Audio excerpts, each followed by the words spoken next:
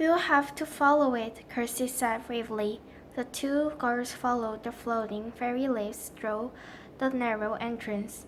Kirsty felt a bit scared as the fairy dust led them first one way, then another between the green hedges. What if the trail went out and they got lost in the maze? Maybe there'll be another clue in the middle of the maze, Rachel said. Or maybe Fern will be there, Kirsty added. They turned one more corner and suddenly the hedges parted to reveal the center of the maze. A nut tree stood in the very middle. The fairy dust slid right to the bottom of the tree, then stopped. Fern must be here, Rachel said excitedly. Rachel frowned. Yes, but where? She asked, looking round. Tap, tap, tap. The two girls jumped. What was that? Rachel gasped. It was again. Tap, tap, tap. Kirsty's eyes opened wide. It's coming from over there. She pointed at the nut tree. I hope it isn't a goblin trap, Rachel whispered. Tap, tap, tap. The noise was louder. Now, slowly, Rachel and Kirsty walked right round the tree. At first, they couldn't see anything unusual. Then Rachel pointed at the trunk.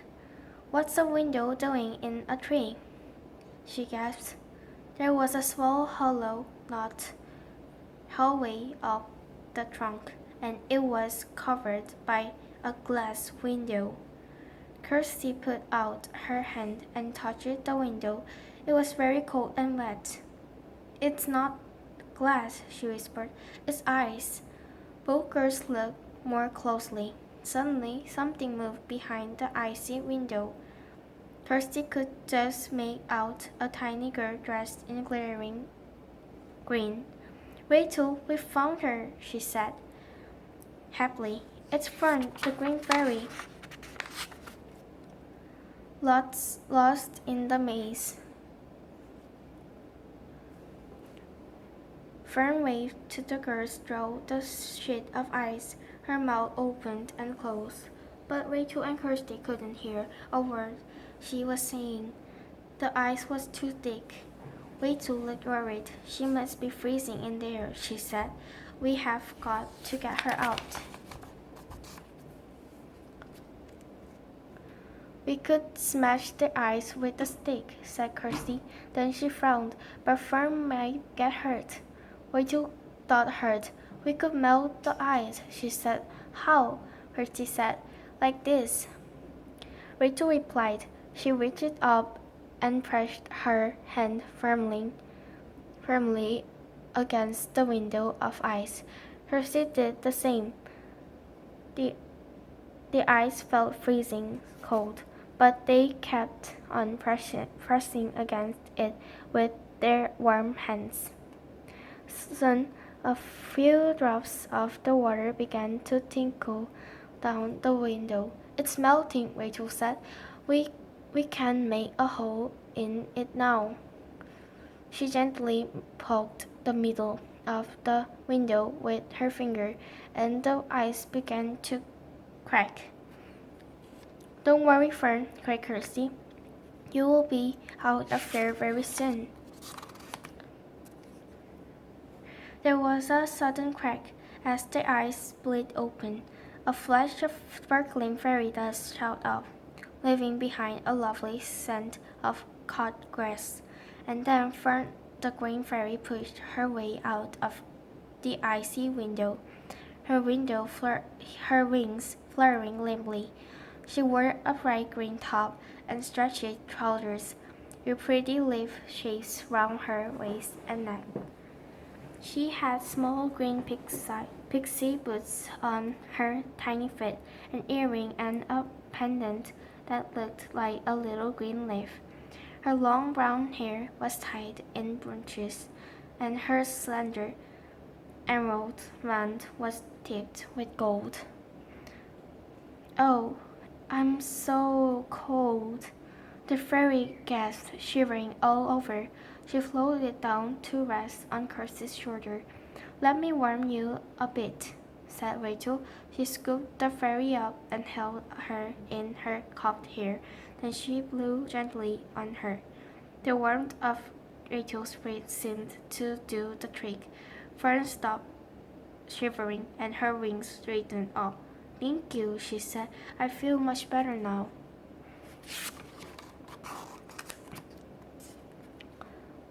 "I'm Rachel, and this is Kirsty," Rachel explained. "We're here to take you to the pot at the end of the rainbow. Ruby, Amber, and Saffron are waiting for you." Kirsty added. Fern's green eyes lit up. "They're safe?" she exclaimed. "That's wonderful." She flew off Rachel's hand in a blaze of rain fairy dust and thrilled joy in the air. "But what about my other sisters?" "Don't worry, we're going to find them too," Kirsty told her. "How did you get stuck behind the ice window?" "When I landed on Rainsbell Island, I got tangled up the ivy on the tower," Fern explained. "I managed to untangle myself, but then Jack Frost Cowering started chasing me. So I ran into the maze and hid in the nut tree. But it was raining, and when the goblins passed by, the rainwater turned to ice, so I was trapped." Suddenly, Rachel shivered. "It's getting colder," she said. She glanced up at the sky. The sun had disappeared, began a cloud, and there was a sudden chill in the air. "The goblins must be close by," Kirsty gasped, looking scared. Fern nodded. "Yes, we'd better get out of the garden right away," she said calmly. "You know the way, don't you?" Rachel and Kirsty looked at each other. "I'm not sure," Kirsty said, a frown. "Do you know Rachel?" Rachel shook her head. "No," she replied, "but we can follow the fairy trail back to the start of the maze." Kirsty looked around. "Where is it? Where is the fairy trail?" she asked. An icy breeze was blowing all around them now. The green fairy leaves were drifting away and vanishing in front of their very eyes. "Oh no," Kirsty gasped. What are we going to do now?" Suddenly they heard the sound of heavy footsteps coming through the maze toward them. "I know that fairy is in here somewhere," grumbled a loud, gruff voice. Fern, Rachel, and Kirsty stared at each other in dismay. "Goblins," whispered Rachel.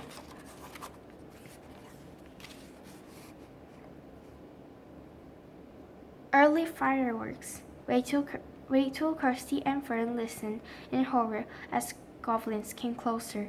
As usual, they were arguing with each other. "Come on," snorted one goblin. "We can't let her get away again." "Stop bossing me about," whined the other one. "I'm going as fast as I can." "Oh."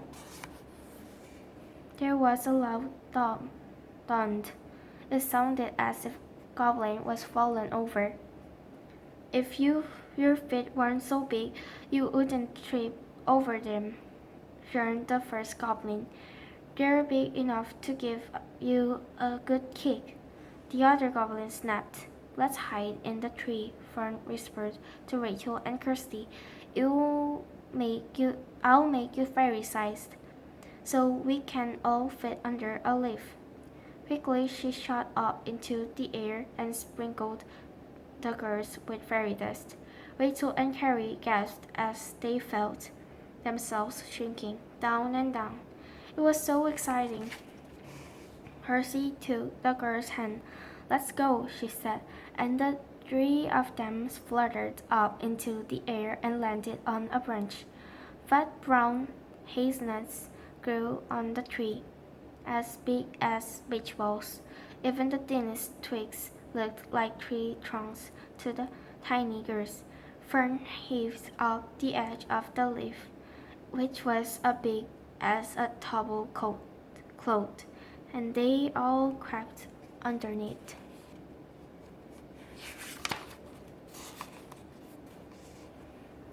A moment later, Goblin rushed into clearing. "Where can that fairy be?" grumbled one of them. "I know she came this way." They began to search around the bottom of the tree. "How are we going to get back to the pot?" Rachel whispered to Fern. Fern laughed. "Don't worry, I think I know someone who can help us." And she pointed past them. Rachel and Kirsty turned to look. A furry gray face was peeping shyly round the tree trunk. It was a squirrel. "Hello," Fern called softly. The squirrel jumped and hid behind the trunk. Then he peeped out again, his third eyes curious. "Maybe you like a hazelnut?" Kirsty suggested. There was a big, shiny nut glowing right next to her. She wrapped her arms round it, but she couldn't pull it off the twig. Rachel and Fern came to help. All three of them tugged at the nut until it came off the branch with a jump. Fern held it out of the squirrel. A yummy nut," she said. The squirrel ran lightly along the branch, his long furry tail waving. He licked the hazelnut and held it in his front paws. "What's your name?" asked Fern kindly. "I'm Fluffy," squeaked the squirrel between nibbles. "I'm Fern," said the fairy, "and these are my friends, Rachel and Kirsty. We need to get away from the goblins. Will you help us?" Fluffy shivered. "I don't like goblins," he squeaked. "We won't let them hurt you," Fern promised, stroking his head. "Can you give us a ride on your back? You can jump from hedge to hedge much better than we can. We have to get out of the maze." "Yes, I'll help you," Fluffy agreed, finishing the last piece of the nut. Rachel and Kirsty climbed onto the squirrel's back. Kirsty thought it was just like sinking into a big, soft blanket. "This is lovely," said Fern, snuggling down into Squirrel's fur. "Let's go, Fluffy." The squirrels turned and ran along the branch. Rachel and Kirsty and Fern clung tightly to Fluffy's thick fur as he jumped out of the tree, right over the goblin's head. He landed neatly on the nearest hedge. The goblins were so busy arguing they didn't even notice. Fern leaned forward to whisper in Squirrel's ear. "Well done, Fluffy. Now the next one." Rachel gulped when she saw how far away the hedge was. "Maybe Fluffy needs some fairy magic to help him," she said. "No, he doesn't," Fern replied, her green eyes twinkling. He'll be fine." Fluffy leaped into mid-air. He sailed across the gap and landed safely on the top of the next hedge. Rachel and Kirsty grinned at each other. This was so exciting. It was a bit bumpy, but Fluffy's fur was like a soft cushion. The squirrel was moving so fast, it wasn't long before they had left the goblin's fur behind. "Here we are," Fern said at last, as Fluffy reached to the edge of the mesh. "Now, which way do we go, girls?" Rachel and Kirsty looked at each other in dismay.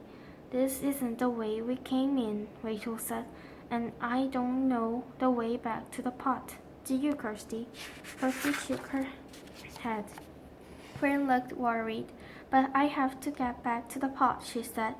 Oh, Kirsty had an idea. Rachel, what about looking in our magic bags?" "Good idea," Rachel agreed.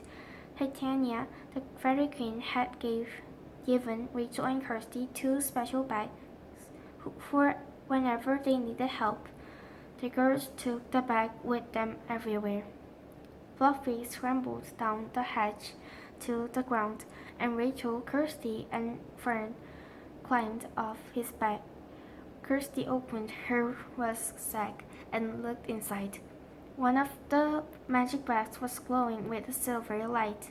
I wonder what's inside, she said, reaching in.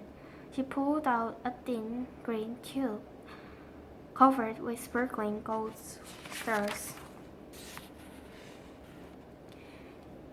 It looks like a firework, isn't it? That not, Rachel said. That's not much use, is it? It's a fairy firework, said Fern excitedly. We can shoot it into the sky, and my sister will see it from the pot. Then they'll know we need help. But what about the goblins? Rachel asked. Won't they see it too, and know where we are? Fern looked serious. We've got to take the risk, she said. Rachel stood the firework firmly in a pad of earth. Then she and Rachel moved away from it. Fern hovered over the firework. Her wings fluttering, she touched the top with her wand and quickly flew back to the girls. Rachel and Kirsty held their breath as the tube caught light. Suddenly, with a loud fizz, the whole firework shot upwards, trailing bright green sparks behind it. It climbed higher and higher into the sky until it burst in a shower of emerald stars. The stars spelled out of the word, "Help! We're lost!" They twinkled brightly in a darkness sky before fading away. We won't have to wait long, Fern said. Help will come very soon. Rachel and Kirsty wondered what was going to happen. How could the fairies come to their rescue? They weren't supposed to leave the clearing where the pot was, in case of the goblin found them. Suddenly, there was a rustle of leaves behind them. Did you see the fairy firework? Shouted a loud voice. It came from over here. Quick, before the fairies get away again.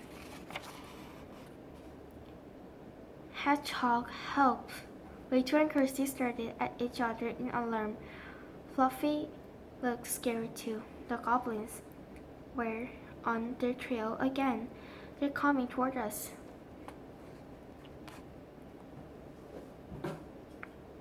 Rachel whispered as the voices got louder. Don't worry, Fairy said, smiling. My sister will send help quickly.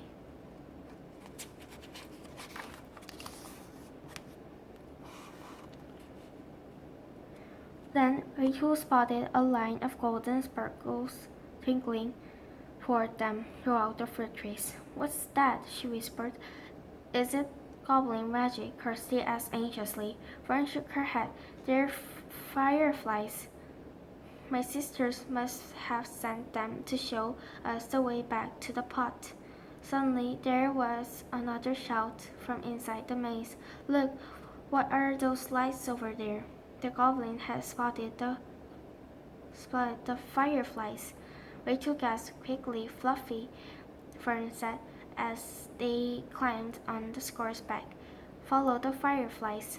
The golden specks were dancing away through the trees. Fluffy scampered after them, just as the goblin dashed out of the maze. There's the fairy, one of them shouted, pointing to Fern. Stop that squirrel. Come back. The other roared as Fluffy ran off. Rachel, Kirsty, and Fern clung to Fluffy's fur as the squirrel zigzagged this way and that to get away from the goblins. Fluffy scrambled up the trunk of the nearest tree. He was just about to jump across to the next when someone called to the farm below. Hello, who's that? Rachel asked. She, Kirsty, and Fern peered down at the ground. A hedgehog was standing at the foot of the apple tree. Hello, he called. The animals in the garden have heard that you're in trouble. We would like to help. Oh, thank you, Fern called. Then she gasped as the two goblins appeared among the trees. Where's the squirrel? Where's that squirrel gone?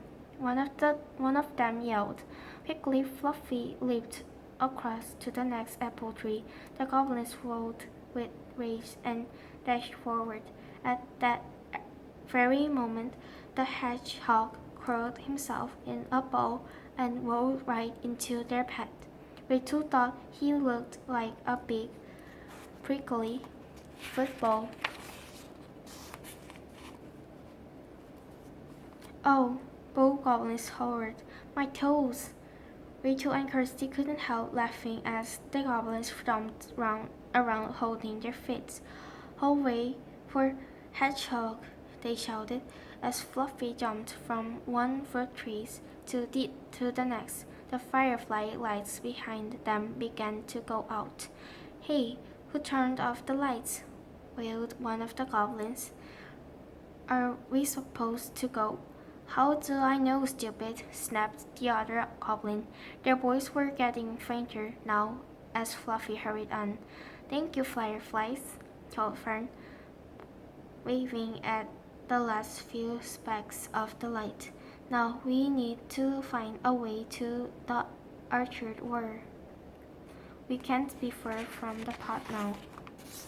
"I can help you," a small voice whispered.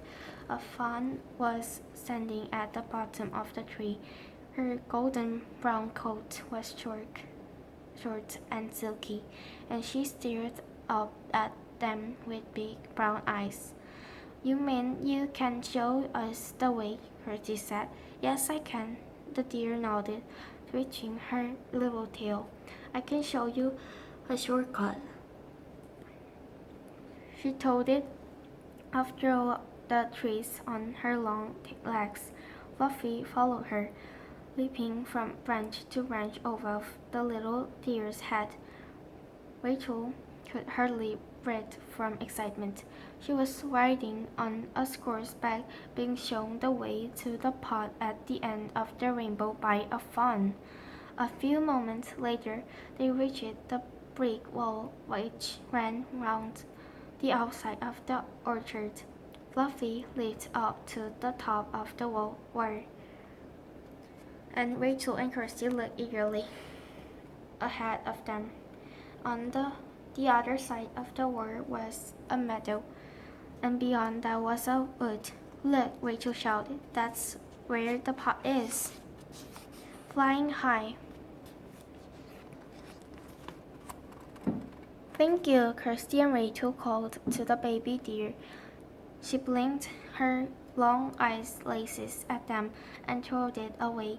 A blackbird with shiny dark feathers was sitting on the wall a little way away. He hopped over to them, his head on one side. "I'm here to take you to the pot at the end of the rainbow," he chirped. "All abroad." Fluffy looked sad at Fern. Rachel and Kirsty slid back as his climbed on the blackbird. It was a tiny squeeze, and the feathers felt smooth and silky after Fluffy's fur. "Goodbye, Fluffy," called Rachel, and she blew him a kiss. She felt sad to leave their new friend behind. The blackbird soared into the air. "Look for the big weeping willow tree," Rachel told the blackbird, and he swooped across the meadow.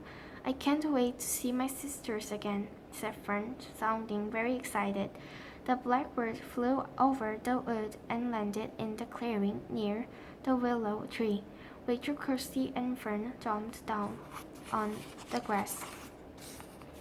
"Who's there?" croaked a stern voice. A plump green frog hopped out from under the hanging branches of the trees. "Bertram, it's me," Fern called. Quickly the fairy waved her wand, and Rachel and Kirsty shot up to their normal size again. "Miss Fern," Bertram said joyfully, "you're back." "We followed the fireflies," Fern said, giving the frog a hug. "Thank you for sending them. We saw the fireflies in the sky." Bertram explained. So we knew you were in trouble, but you'll be safe here, he went on. The pot is hidden under the tree. Rachel and Kirsty hurried over and pulled aside the long branches. The pot at the end of the rainbow lay there on its side. Suddenly, a fountain of red, orange, and yellow fairy dust pushed out of the pot. Ruby, Amber, and Saffron flew out, looking very excited. A big queen bee buzzed out behind them. Fern, Ruby called, "You're safe. It's so good to see you." Rachel and Kirsty beamed as they watched the fairies hug each other. The air around them fizzed and popped with red flowers, green leaves, tiny yellow butterflies, and orange bubbles. "We have really missed you," said Saffron. Beside her, the bee nudged her with a tiny feeler. "Oh, sorry, Queenie," said Saffron. "This is my sister, Fern." Queenie buzzed, "Hello." "How did you get back here so quickly?" said Amber. "We only sent the fireflies a little while ago. Our woodland friend helped us. Fern said. She waved as the blackbird flew off, especially Fluffy the squirrel, she sighed. "It was a shame we have to leave him behind," Ruby asked. "Who's that then?" she asked, pointing at the tree on the other side of the clearing.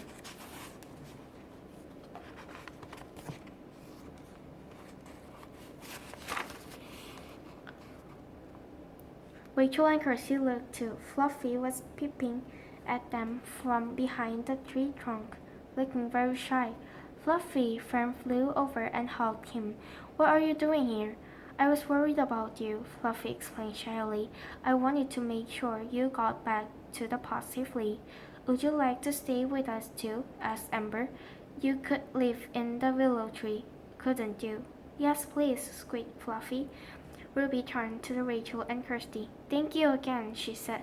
"I don't know what we would do without you." Fern fluttered lightly onto Rachel's shoulder.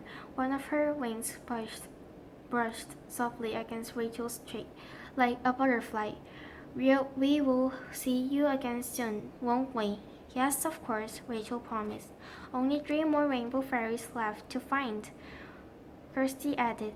She took Rachel's hand, and they waved to the fairies before running out of their clearing. "We'll better get back to your mom and dad, Rachel. They will be wondering where we are." "Good idea," Rachel laughed. "We'd better hurry back before my dad eats all the picnic." The end.